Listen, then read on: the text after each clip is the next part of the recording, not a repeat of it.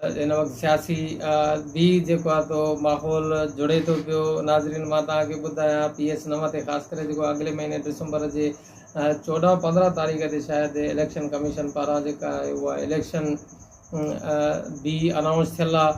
ऐं मूंखे उमेदु आहे त वरी हिकिड़ो जेको सियासी हलचल पैदा थींदी पीपल्स पार्टी में। जेकॾहिं मां सम्झां थो पियो त जेकॾहिं जिन खे बि टिकट मिले थी त उनजो जेको खटणु आहे उहो त यकीनी बणिजी वेंदो, पर मां सम्झां थो पियो त अपोज़िशन जूं जमायतूं बि ज़रूरु पंहिंजा पंहिंजा उमेदवार बीहारींदियूं ऐं हिकिड़ो सियासी माहौल जुड़ंदो। जेकॾहिं अपोज़िशन जेके जमायतूं आहिनि उन्हनि जेकॾहिं पंहिंजा उमेदवार न बीहारिया, आगा शहबाज़ ख़ान जेकॾहिं उहो अनापोज़ थी थो वञे त उहो उनजे लाइ ऑनर ज़रूरु हूंदो, पर मां सम्झां थो पियो त इहो हिकिड़ो ॼण मज़ो न रहंदो, इलेक्शन जो ज़ाइको न रहंदो। ऐं छो त जॾहिं मैदान में विड़ी जेका शइ खटिबी आहे त उनजो ज़ाइको ऐं मज़ो पंहिंजो हूंदो आहे। उन सां गॾोगॾु मां पंहिंजे तरफ़ां जेको तव्हांखे इहो हिकिड़ो मुंहिंजो पंहिंजो ख़्यालु आहे त हिते हिन वक़्त जी जेका टिकेट आहे मां सम्झां थो पियो त जेकॾहिं मुंहिंजो हीउ जेको विलाग आहे उहो ऑन एयर थियण ताईं थी सघे थो त टिकेट जो फ़ैसिलो या पीपल्स पार्टी जो अंदरि को फ़ैसिलो थी बि वञे, पर मां सम्झां थो पियो त हिन वक़्तु जेको टिकेट जो फ़ैसिलो हूंदो उहो कोर्ट दुरानीअ जे हवाले सां आईंदा सियासी जेको आहे उहो ज़िंदगी मौत जो मसइलो बि बणियल आहे रहंदो। जेकॾहिं कोर्ट दुरानी खे हीअ हिन दफ़े टिकेट अगरि न मिली त इहो हिकिड़ो वॾो जेको कोर्ट दुरानी ऐं दुरानी ख़ानदान जे लाइ हिकिड़ो वॾो सियासी नुक़सान बि साबित थी सघे थो। उन हवाले सां जेकॾहिं हिते अपोज़िशन न रही त वरी अवाम जो बि हिकिड़ो क़िस्म जो जेको उनजो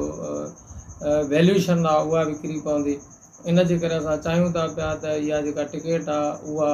कोर्ट दुरानी खे मिलणु घुरिजे। इन सां अवाम जो बि भलो आहे ऐं उन सां गॾोगॾु जेको आहे उहो कोर्ट दुरानी वारनि जो त फ़ाइदो आहे ई आहे। ऐं बाक़ी जेके आहिनि ज़ाहिर ॻाल्हि आहे, कुझु ॿुधूं पिया त जेके कमारिया साहिबान जे तरफ़ां या भयो साहिबान जे तरफ़ां बि इहे शायदि कोशिशूं आहिनि या न आहिनि, उनजी का बि ऑफिशियली का ॼाण कोन्हे, का मज़बूत ज़राए खां बि का मालूमात कोन्हे। बाक़ी हवाई ख़बरूं त माना जेके आहिनि उहे फेसबुक ई ख़बरूं जेके चवंदा आहियूं त उहे हलनि पियूं त हर माण्हू जेको आहे उहो ख़्वाहिश रखे थो। पर मां सम्झां थो पियो त जेके असांजा जेके हितां जा मक़ामी बंगला आहिनि जेके ख़्वाहिश रखंदा बि हूंदा त उहे मरहूम आगा सिराज ख़ान दुरानीअ जे उन महिनतुनि जे सिले जे ख़ातिर जेको हिकु वारो जेको असां वटि रिवायत रही आहे त उहा मरहूम खे जीअं मोहतरमा शहीद राणीअ जे शहादत खां पोइ अवाम जेको आहे उन जी शहादत जे तुफ़ैले उन जे वर खे पंहिंजो जेको वोट जी सपोर्ट ॾिनी। त ईअं ई जेको आहे हिते बि असां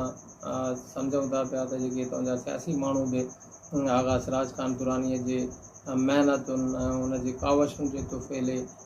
जेका उहा सीट जेका आहे उहा तोहफ़तन जेको आहे उनजे नीगर आगा शहबाज़ ख़ान दुरानी खे ॾियनि त इहो हिकिड़ो सुठो माहौल बि पैदा थींदो पार्टी जे लाइ बि ऐं सियासी हवाले सां बि।